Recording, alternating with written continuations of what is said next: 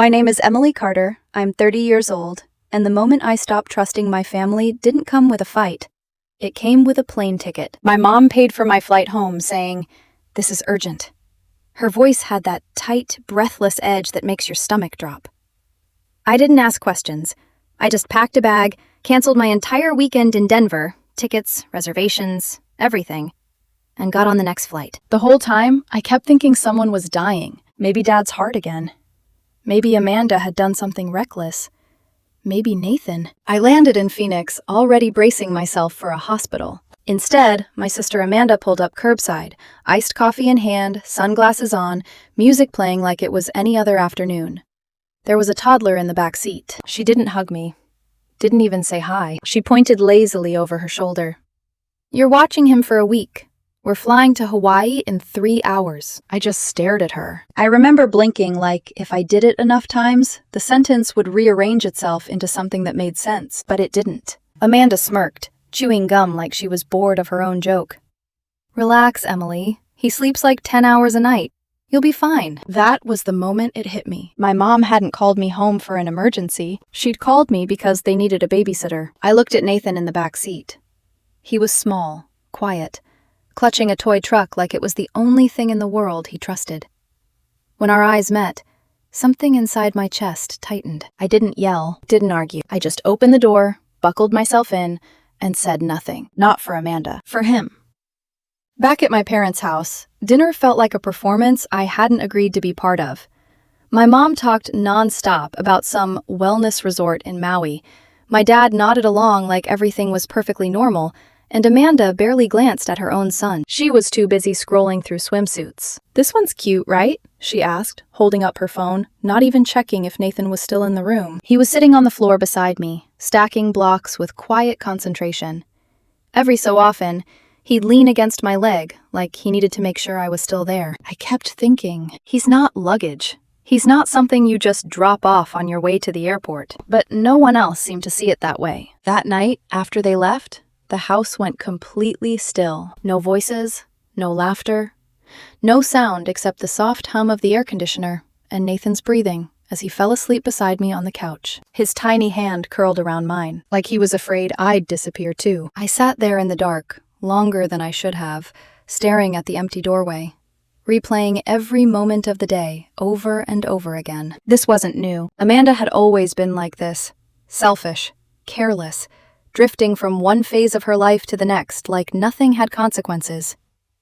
And my parents, they built an entire world around protecting her from those consequences. But this felt different. This felt like a line. Around midnight, I stood up. Carefully, I packed a small bag. Extra clothes, snacks, the essentials. Nathan stirred when I lifted him, his head falling against my shoulder, warm and trusting. "Hey," I whispered softly. "It's okay." He didn't cry, just tightened his grip on my shirt. I strapped him into the car seat, grabbed my keys, and walked out of that house without leaving a note. The drive to Mesa was quiet, the kind of quiet that feels heavier than noise. I kept my hands steady on the wheel, but inside, everything was shifting.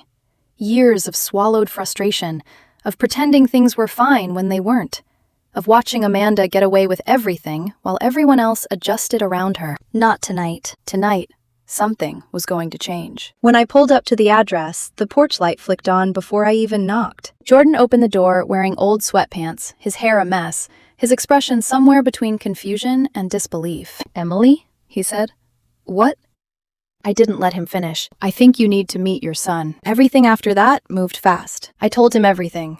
About the lie, the flight, the plan to disappear to Hawaii like Nathan didn't exist. Then I handed him the envelope, the one I'd kept for years. Photos, messages, records Amanda never thought anyone would save. Proof that Jordan had always had a right to this child, even if she'd spent years trying to erase him from the story. He didn't say anything at first, just looked down at Nathan, who blinked sleepily up at him, like something deep in his memory was trying to reconnect. I always knew," Jordan said quietly. "She just wouldn't let me prove it." I nodded. "You can now." I stayed just long enough to make sure Nathan was settled, watching as Jordan sat on the couch, holding him like he was afraid to blink in case the moment disappeared. Then I left. On the drive back, I sent one message. He's with Jordan now. You'll need to come back. We've got a lot to talk about. I didn't turn my phone off right away. I watched the screen for a few seconds. Nothing. Then I set it down and kept driving. By morning, their dream vacation had already turned into a nightmare, and I knew this was only the beginning. By the time the sun came up, my phone looked like it had been attacked. Missed calls, dozens of texts, voicemails stacking on top of each other so fast I couldn't even separate one panic from the next. Amanda started with rage. What did you do? Are you insane? Bring him back right now, Emily. Right now. Then came the threats. She said I'd kidnapped her son. Said she would sue me. Said Jordan had no right to be anywhere near Nathan. Then, almost as quickly, the tone changed. Please don't do this. You have no idea what you're starting. Mom is freaking out. Dad says, answer your phone. I stared at the screen from my hotel room near Mesa, sitting cross-legged on the edge of the bed with cold coffee in my hand. And for the first time in years, I felt nothing when Amanda spiraled. Not guilt, not fear, just clarity. My mother tried a different strategy. She texted me that she hadn't known Amanda was planning this, that she thought I understood the situation, that there had been a miscommunication, as if manipulating me into flying across states to care for a toddler was some harmless scheduling mix-up. My dad sent only one message. Call us. Now. I ignored all of them. I wanted them to sit with it. Wanted Amanda to feel, even for a few hours, what it was like to lose control of a situation she thought she could dump on someone else. I wanted my parents to feel what panic tasted like when their favorite solution, covering for her, stopped working. At around 8:30 that morning, Amanda finally got through. I don't know how. Maybe the call slipped through because I was tired. Maybe some part of me wanted to hear her unravel. The second I answered, she was screaming. You gave my son to Jordan? She shrieked. Are you completely out of your mind? I held the phone away from my ear until the noise settled into something understandable. Then I said calmly, you don't seem to want him. He looked pretty happy to see someone who does. There was silence for half a second. Then she exploded again. She called Jordan a loser, a ghost from her past. Said he was nothing. Said he wasn't even Nathan's father. That made me smile. Though not because anything about this was funny. Try saying that in court, I told her. Then I hung up. An hour later, I got the flight notification. 3 tickets changed from Maui to Phoenix. First class, no less. Amanda, my mom, and my dad were on their way back after not even spending 24 hours in Hawaii. So much for the wellness retreat. I should have felt satisfied, and part of me did. But mostly I felt tired. Bone-deep tired in the way you only get when something broken inside your family has finally split all the way open. I spent the afternoon wandering near the hotel, eating cheap tacos from a food truck I barely tasted, thinking about all the years I had told myself Amanda would eventually grow up. Every holiday had bent around her. Every birthday became a conversation about whatever crisis she'd created. Every visit home was an exercise in patience, in swallowing the obvious, in pretending Amanda's chaos was just temporary. My parents treated her disasters like weather, unfortunate, inconvenient, but somehow no one's fault. Nathan was the only one who never got that luxury. He had to live inside the storm. That evening I went back to Jordan's place. He opened the door, looking exhausted. But there was something else there too.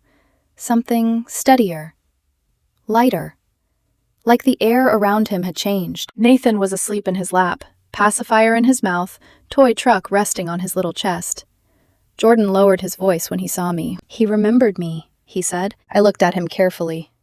You sure? He nodded, his eyes still on Nathan. Not consciously, maybe, but when I picked him up, he didn't pull away.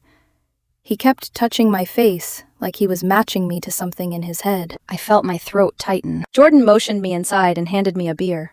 We sat in his small living room, the television off, the only light coming from the kitchen. That was when he told me everything Amanda had never wanted anyone to know. He said he never believed her when she claimed he wasn't the father. He had asked for a test years ago, offered to pay for it, begged for it, tried to stay involved. And every single time, Amanda changed the story. One week he was the father, but too unstable to be around. The next, He was definitely not the father. Then she blocked him completely, ghosted him, told mutual friends he was obsessed, controlling, dangerous. Whatever version made it easiest to keep him away. "The worst part," he said quietly, rubbing Nathan's back in slow circles, "is that after a while, I believed I didn't have a chance. Not because I didn't care, just because she made everything feel impossible." I leaned back in my chair, staring at the ceiling for a second. "She's good at that," I said. "Making people feel like fighting her costs more than giving up." Jordan looked at me then, really looked at me, like he was realizing I hadn't just brought Nathan there on impulse, that this came from somewhere older, deeper. "I'm not giving up now," he said. I nodded. "Good. Because I'm not either." The next morning, I drove to my parents' house. Amanda's car was already there. Of course it was. The second I stepped inside, I could feel the tension waiting for me. My mother stood near the dining table, hands clasped so tightly her knuckles looked pale. My father sat stiffly in a chair, arms crossed, silent in the way he got when he was angry but didn't know how to win. Amanda paced back and forth in the living room, still tan from the few hours she'd managed to enjoy in Hawaii, still acting like the victim. When she saw me, she stopped pacing. "What the hell is wrong with you?" she snapped. My mom tried to speak over her. "Emily, what you did was reckless and cruel." I actually laughed, not because it was funny, because hearing that sentence come from her mouth felt insane. "What I did?" I said. "You lied to me. Tricked me into flying home, dumped Nathan on me with no warning, and then flew to Hawaii like he was a piece of carry-on. But what I did was cruel?" Amanda threw her hands up. "Oh my God, stop being dramatic. He was with family." "No," I said, my voice sharper now. "He was with whoever you could manipulate fastest." That landed harder than I expected. Amanda's eyes narrowed. My father shifted in his chair. My mother looked down at the floor. "You had no right," Amanda said. "He's mine." I stepped closer. "You sure about that?" For the first time, something flickered across her face. Small. Fast. Fear. Because she knew exactly what I meant. I told her I had emails, photos, texts, years of things she'd once sent me when she was careless enough to be honest. Things that tied Jordan to Nathan, whether she wanted them to or not. Things that proved she had rewritten history so many times she could no longer remember which lie she'd told to whom. Amanda froze. Then, like she always did when cornered, she tried to make the whole thing smaller. She rolled her eyes, crossed her arms, and said, "Whatever. I don't even care anymore." The room went still. Then she added, almost lazily, "I'm pregnant again." Even now, I can still remember the silence that followed. My mother blinked like she hadn't heard correctly. My father looked up for the first time. I just stared at Amanda, waiting for some sign that she understood what she had just revealed, and how monstrous her timing made it sound. But Amanda only shrugged. "It's this guy I've been seeing in Tucson," she said. "He's Mexican. We're not even sure we're keeping it. But either way, Nathan's Jordan's problem now." No one moved. No one breathed. My mother whispered, "Amanda." But Amanda was already checking her nails, like she'd just announced a change in dinner plans. That was the moment something shifted in my father's face. Not anger, not even disappointment. Recognition, like he had finally seen her without the filter of excuses. I didn't say another word. I turned around and walked out. Back at the hotel, I sat on the bed for maybe 30 seconds before I opened my laptop and started making calls. A lawyer friend in Tucson owed me a favor. Then a court clerk. Then another contact who'd handled emergency custody motions. I wrote everything down. What we needed, what Jordan needed, what the timeline could look like if we moved fast. Because Amanda had made one thing brutally clear. Nathan was not a child to her. He was a problem she was trying to hand off before starting over. Fine. If she didn't want him, then she wasn't going to control who got to love him either. The next morning, I met Jordan at a small cafe near his apartment. He looked different than he had the day before. Still tired, but more focused. Like someone who had been given back a future and was terrified of wasting it. We sat in a corner booth with legal pads, folders, and 2 coffees going cold between us. "I already called someone," I told him. "Lawyer. Good one. She'll see us by noon." He stared at me for a second. "You really planned this?" "No," I said. I survived Amanda long enough to know how fast you have to move when she starts lying. By noon, we were in the lawyer's office. Jordan laid out everything he had. His job records, housing information, old photos with Nathan from when he was a baby, proof he'd tried to stay involved. I added my screenshots, Amanda's texts, old family messages she had forgotten I still had, and a voice note she'd sent me months earlier, laughing about how she cut Jordan out because he would ruin her next relationship. The lawyer went through everything, with a face so unreadable it made me nervous. Finally, she looked up and said, "This is stronger than most cases I see. What you don't have yet is a paternity test." I had already thought about that. By the time we left her office, I had found a lab that could expedite results and booked the appointment for the next morning. I'd originally planned to stay in Arizona for maybe 2 days. Now I extended my hotel another week. I started pulling everything I could find. Amanda's social media, old text threads, photos, posts from Maui right before they flew back. Bikini shots, cocktails, smug captions. Nothing about Nathan. Not one word. That night, a new message came from Amanda. Short. Cold. Different from the others. "I don't care what you do. Just don't talk to that freak again. He's not even Nathan's real dad." I didn't reply. I printed it, added it to the folder. The next 2 days blurred together. The paternity test was done. Jordan started court prep. I kept building the file piece by piece, every screenshot and message fitting together into the same ugly truth. And then, on the 6th day, the results came in. Jordan opened the email on his phone with shaking hands. For a second, he just stared at the screen. Then his mouth tightened, and he looked away like he didn't want me to see him cry. But he did. Quietly. Fully. Like years of doubt were leaving his body all at once. 99.99%. He was Nathan's father. I looked at the result. Then at him, and I said the only thing left to say. Let's finish this. Once the test results came back, everything accelerated. There was no more gray area. No more doubt Amanda could twist into something convenient. Jordan filed the paperwork the very next morning. Emergency hearing, full custody request. Every document attached like a wall she wouldn't be able to talk her way through this time. Our lawyer moved fast. Faster than I expected. Affidavits, screenshots, timeline summaries, the paternity confirmation. Years of Amanda's contradictions laid out in black and white, stripped of her tone, her charm, her ability to reframe things in the moment. On paper, she wasn't complicated. She was reckless. And for the first time, that mattered. Amanda went quiet after that. No more insults, no more threats, no more messages at all. At first I thought maybe she was regrouping, planning her next move, the way she always did. But then, 2 days later, she showed up at my hotel. Unannounced. Uninvited. I opened the door, and she pushed past me like she still owned every room she entered. She didn't ask about Nathan, didn't ask about Jordan. She just stood there, in the middle of the room, arms crossed, scanning the space like she was trying to understand how things had slipped this far out of her control. "I could have left him with someone worse," she said finally. I shut the door slowly. "That's what you're going with?" I asked. She shrugged. "I chose you because you're boring and predictable. I knew you'd handle it." I let that sit there for a second. Then I said, "You didn't choose me. You lied to me. You tricked Mom into helping you. You never planned to come back." She didn't deny it, just shifted her weight, glanced at the window, like the truth was something she could step around if she didn't look at it directly. "It wasn't forever," she muttered. "Just a week." "A week you didn't even want to finish," I said. "You came back because I forced you to." That hit. Not hard, but enough to make her jaw tighten. Then she said something that changed the entire shape of the situation. "The guy I'm seeing doesn't even know I have a kid." I blinked. "What?" She rolled her eyes like I was the one being slow. "I told him Nathan's my nephew. He thinks I'm child-free." For a second, I couldn't even respond. "You're pregnant," I said slowly.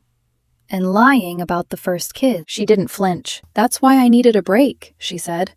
"I needed time to figure things out." I stared at her. Really stared this time. Waiting for regret. For shame. For anything that looked like a person who understood the gravity of what she was doing. There was nothing. Just calculation. Just convenience. And in that moment, something inside me shifted. Permanently. She wasn't just irresponsible. She wasn't just selfish. She was dangerous. To Nathan, to anyone who depended on her, to any version of stability. "Stop helping him," she said suddenly. "You're taking this too far." That was it. That was the moment I stopped seeing her as my sister. "You took it too far," I replied. "I'm just cleaning up what you left behind." She exhaled sharply, like she was annoyed more than anything else, then walked out without another word. No apology, no attempt to fix anything. Just gone. I called our lawyer the second the door closed. "What else do we need?" I asked. "Character statements," she said. "Witnesses. Anything that shows a pattern." I already had it. It didn't even take digging. There were texts where Amanda casually mentioned leaving Nathan with people whose last names she didn't even know. A message she sent to our cousin, joking that she should drop him off at a fire station. Photos of her holding drinks at parties while telling people she was homesick with the baby. It was all there, out in the open, like she'd never imagined anyone would ever line it up and look at it all at once. Jordan was nervous, but he was ready. Every night we sat at his kitchen table going over documents, practicing questions, preparing for anything Amanda might throw at us. And every time I saw him with Nathan, I felt more certain. Nathan lit up when Jordan walked into the room. Not confusion, not hesitation. Recognition. The day before the hearing, I went back to my parents' house one last time, not for Amanda, for closure. My dad was outside washing the car, moving slower than usual.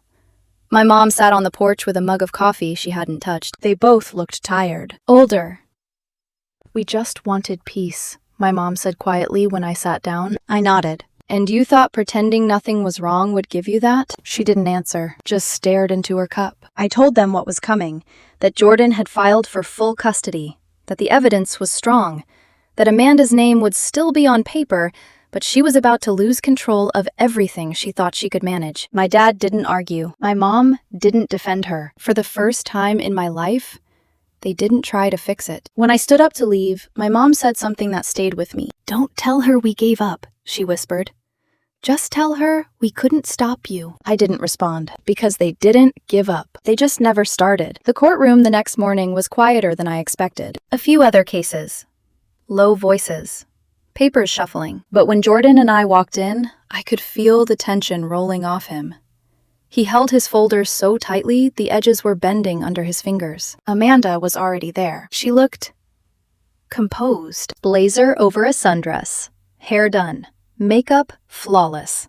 Like she thought presentation could rewrite reality. My parents sat behind her, stiff and silent. Amanda didn't look at me, not once. The judge took his time going through the documents, longer than I expected, long enough that the silence started to feel heavy. Then he looked up. "Ms. Carter," he said, addressing Amanda, "do you have anything to say regarding these claims?" Amanda stood, and just like that, she shifted into performance mode. "This is a coordinated attempt to steal my child," she said, voice steady, controlled. "The documents are fabricated. The paternity test is not legitimate. They've manipulated everything." I almost laughed. But the judge didn't. He leaned forward slightly. "Do you have proof that these documents are false?" Amanda blinked once, then reached into her purse and pulled out a different paternity test. It looked official, stamped, dated 2 years earlier. Jordan's name was on it, and the result said he was not the father. For a split second, the room tilted. Then our lawyer stood. "Your Honor, may I examine that document?" 10 minutes later, everything unraveled. The letterhead was from a facility that hadn't existed in years. The formatting didn't match any recognized lab. There was no record of submission to any legal system. It was fake. Completely. Amanda's expression didn't change when it was exposed, but something in the room did. The air shifted, like whatever illusion she had been holding together finally cracked in a way no one could ignore. And then Jordan did something I didn't even know he had prepared. He handed our lawyer another document, an affidavit, from the man Amanda was currently pregnant with. He had contacted him days earlier, quietly, without telling me, and told him everything. The man had responded with a notarized statement. Amanda had told him she had no children, had sent messages claiming she was free and didn't want to be tied down. The screenshots were attached. Clear. Undeniable. The judge read through it without expression, but I saw Amanda's composure slip for the first time. Just a crack. Just enough. Because at that point, it wasn't just about neglect anymore. It was about deception. Layered. Repeated. Intentional. Amanda lost control. Completely. She started shouting about her life, her freedom, how we were ruining everything for her. My mom tried to quiet her, but Amanda shoved her hand away and snapped something cruel under her breath. The judge didn't raise his voice. He didn't have to. "Enough," he said. And just like that, it was over. Temporary full custody was granted to Jordan. Amanda was denied visitation pending further review. Jordan didn't move, didn't speak. He just sat there, like his body hadn't caught up with what had just happened. I stood, walked out of the courtroom without looking back, because for the first time since all of this started, something had finally gone right. That night, I took Nathan to the zoo while Jordan handled paperwork. He laughed at everything, pointed at animals like the world was brand new, fell asleep in my arms before we even made it back to the car. And for a few hours, it felt simple, like maybe this could work, like maybe the damage hadn't settled in too deep. But on the drive back, my phone rang. "Jordan." I answered immediately. "She's going to run," he said. I tightened my grip on the steering wheel. "What?" "I got a message," he continued, "from her ex in Tucson. He said she's been talking about leaving Mexico, disappearing." I looked at Nathan in the rearview mirror, peaceful, safe, for now, and I realized this still wasn't over. The next morning, everything shifted again. I woke up to 3 missed calls from our lawyer. That was never a good sign. When I called her back, she didn't waste time. "Amanda's trying to erase herself," she said. I sat up slowly. "What do you mean?" "She submitted requests overnight. Birth certificate amendments, daycare withdrawals, pediatric records, all through an online legal service. It's sloppy, but the intent is clear." My stomach dropped. "She's trying to disappear." Exactly. Within an hour, I was at Jordan's place. He already had a small bag packed for Nathan. Clothes, snacks, essentials. Not panic. Preparation. The kind of quiet readiness you only see in someone who's already decided they won't lose this twice. We didn't say much. We didn't need to. Instead of going straight to the police, we made one call. Amanda's ex. The man from Tucson, the one she said might be the father of her second baby. He didn't answer the first time, or the second. On the third call, he picked up. His voice was flat. "She asked me to drive her to Nogales last night," he said. "Said we could just cross and start over." I thought she was joking. Or high. My chest tightened. "Where is she now?" "Gone," he said. "Left before sunrise." That was enough. We sent everything to the judge. Her attempts to erase records, the messages about leaving the country, the history of deception, the forged documents. Within hours, the temporary order became permanent. Full custody granted to Jordan. Amanda's parental rights suspended indefinitely, pending investigation. Just like that, it was over. Or at least, the part of the story that could be decided in a courtroom was. That evening, I stayed at Jordan's place. Nathan was on the floor, playing with a second-hand train set Jordan had picked up that afternoon.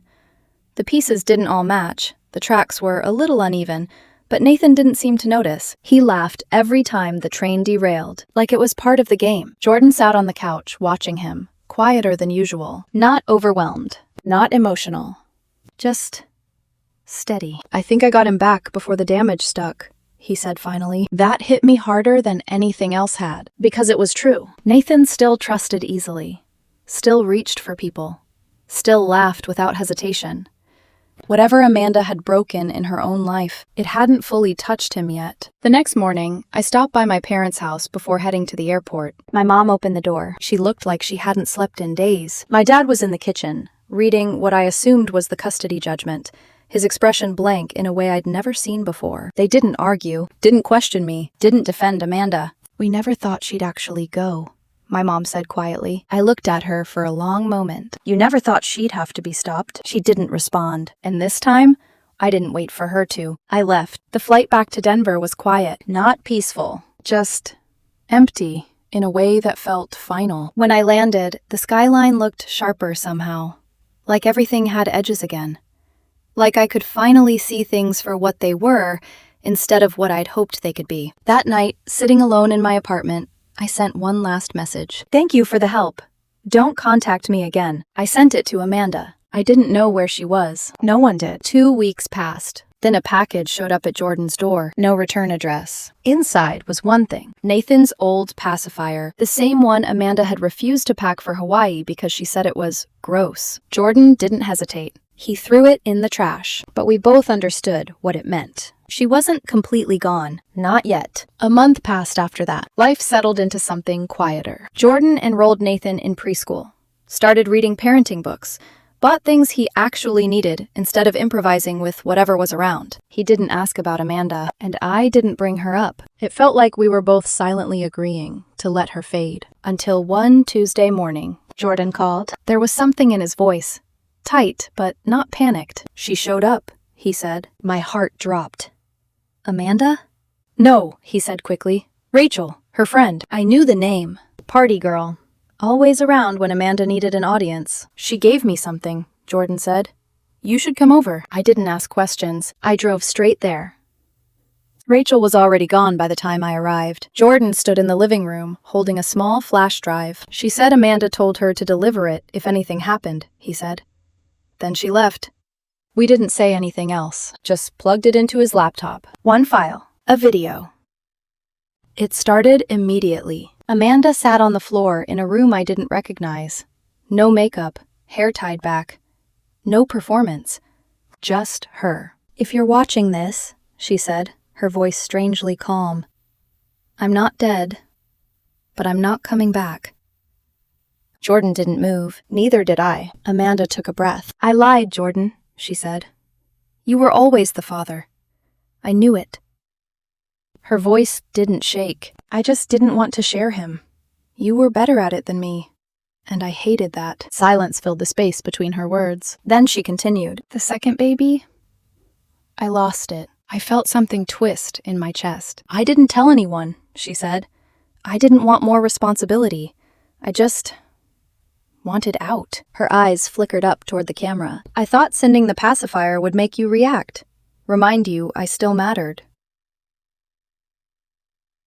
A small, empty smile. I don't matter anymore. She paused. And maybe that's okay. The video ended. Just like that. No location, no apology, no request for forgiveness. Just truth. Jordan sat there for a long time. Finally, he exhaled. I don't think she's coming back. I nodded slowly. She already left a long time ago. He looked at me. Should we send this to the court? I shook my head. No. Some things didn't need to be used. Some things just needed to be understood. That night, I drove to the airport. Not to leave, just to sit and watch the planes take off, one after another, each one disappearing into the dark. It felt symbolic, like something heavy was finally lifting. The next morning, I flew home, and this time, when I landed, it was over. No more calls, no more lies, no more pretending, just one little boy with a real parent, and a sister I had finally stopped trying to save.